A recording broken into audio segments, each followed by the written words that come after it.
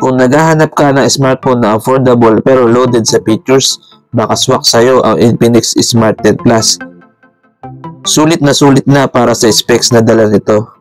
Ang phone na to ay may 6.67-inch IPS LCD display na may 720 by 1600 pixel resolution at smooth na 120Hz refresh rate. May 700 nits high brightness mode kaya readable pa rin naman kahit under sunlight. Sa presyo niya, panalo na sa viewing experience. Powered by Unisoc T7-250 12nm chipset paired with Mali G57 MP1 GPU. Hindi man ito pang heavy gaming pero sakto para sa daily task, casual gaming at multitasking. May 4 or 8 GB of RAM with 128 GB internal storage na expandable via microSD kaya pasok sa mga mahiling mag-save ng photos, videos at apps.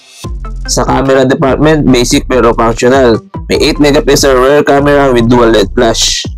May 8 megapixel selfie camera. Parehong capable of recording up to 1440p at 30fps video na bihira sa ganitong price range.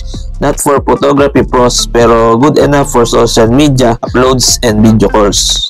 Isa sa biggest highlights ng phone ay ang 6000 mAh battery. Talagang mamatagalan, good for all day usage or even up to 2 days for light users. May 18W wired charging at reverse wired charging feature. So pwede mo rin i-share ang juice mo sa ibang device. Kompleto rin sa connectivity options, 4G LTE, Wi-Fi, Bluetooth, NFC, IR Blaster, FM radio, OTG, and USB Type-C.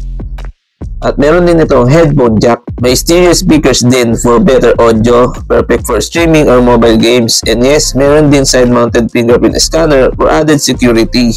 May IP64 rating kaya dust tight at splash resistant.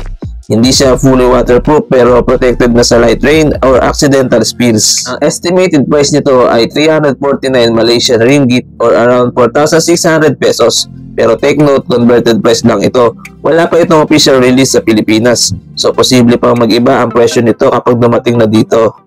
Ang Infinix Smart 10 Plus ay solid na option para sa mga naghahanap ng budget phone na may malaking battery, smooth display, and full set of connectivity features.